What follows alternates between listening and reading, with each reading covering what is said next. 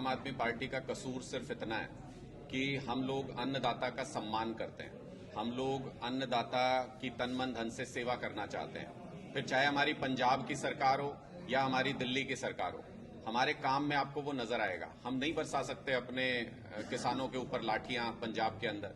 हम नहीं अपने स्टेडियम्स को जेल बनाने की इजाजत दे सकते दिल्ली के अंदर, क्योंकि हम किसानों का सम्मान करते हैं। उनका जो योगदान है समाज के अंदर, हर मुंह को खाने को देते हैं, हर पेट के लिए अनाज पैदा करता है किसान, उसका हम सम्मान करते हैं। तो भारतीय जनता पार्टी की आंखों में खटकती है आम आदमी पार्टी की। ये सम्मान क्यों करते हैं? क्योंकि हरियाणा में इस वक्त एक बेहद कमजोर मुख्यमंत्री हैं, जो हरियाणा की 65-70% आबादी जो किसानी से सीधे तौर पे जुड़ी हुई है, उनकी समस्याओं को जानते बूझते, उनको पता है कि किसान को समस्याएं हैं, कर्ज में दबे हुए हैं किसान, उनको पता है कि किसानों को सही मोल नहीं मिलता है अपनी फसल का। उसके बावजूद भी मोदी सरकार के सामने एक इशारे पर घुटने टेक दिए खट्टर साहब ने और अपने स्टेडियमों को जेल बनाने की इजाजत दे दी। अपनी पुलिस को उनके ऊपर आंसू गैस के गोले बरसाने की इजाजत दे दी।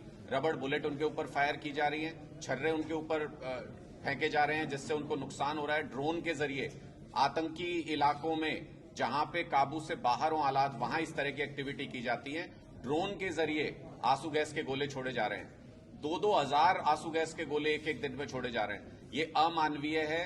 ये इंटरनेशनल जो ट्रीटीज होती हैं उनका भी उल्लंघन है कि अपने ही लोगों के ऊपर, अपनी ही जनता के ऊपर इस तरह का अमानवीय व्यवहार किया जा रहा है। आम आदमी पार्टी का कसूर सिर्फ इतना है कि हम अन्नदाता के साथ खड़े हैं, हम उनकी मांगों के साथ खड़े हैं। एमएसपी क्यों नहीं मिलना चाहिए, भारतीय जनता पार्टी के पास बताने को एक कारण नहीं है। एमएसपी देश के हर किसान को मिलना चाहिए। अगर उसके लिए कोई भी संघर्ष कर रहा है तो हम उसके साथ खड़े हैं। लेकिन वो सम्मान आम आदमी की पंजाब सरकार क्यों नहीं कर रही? हरियाणा के किसानों का सम्मान एसवाईएल का पानी दे करके, क्योंकि सुप्रीम कोर्ट ने आदेश दे रखे, फिर भी वो यहाँ के किसानों का सम्मान क्यों नहीं हो रहा? देखिए, ये सारे फेलियर, जितने भी आप सवाल पूछ रहे हैं, ये सारे फेलियर केंद्र सरकार से और मोदी जी से जुड़े हुए हैं। एमएसपी किसानों को वादा करने के बावजूद भी मोदी जी नहीं दे पाए। 3 काले कानून मोदी जी लाए थे, बाद में माफी मांग के वापस लेने पड़े। आज सुप्रीम कोर्ट ने पूछते थे कि कहां है घोटाला, कहां है घोटाला। आज सुप्रीम कोर्ट ने आईना दिखा दिया मोदी जी की सरकार को कि ये जो इलेक्टोरल बॉन्ड है, ये सबसे बड़ा घोटाला है इतिहास का।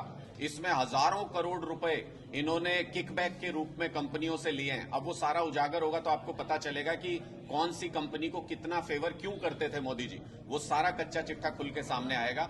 ये सारी चीजें अगर आप इनको कनेक्ट करके देखो, एसवाईएल का मुद्दा भी किससे जुड़ा हुआ है? या तो मोदी जी ने झूठ बोला था जब 2019 में हरियाणा के अंदर रैली करने आए थे।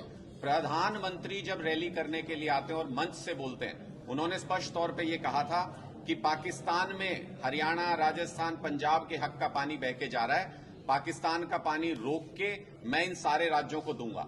या तो प्रधानमंत्री जी उस वक्त झूठ बोल रहे थे। प्रधानमंत्री जब कोई बात बोलते हैं तो मतलब देश की सरकार बोलती है वो बात, इसका मतलब वो तथ्यात्मक थी, सब कुछ चेक करके बोला था प्रधानमंत्री जी ने। अगर उस वक्त बोला था तो 5 साल हो गए उस बात को।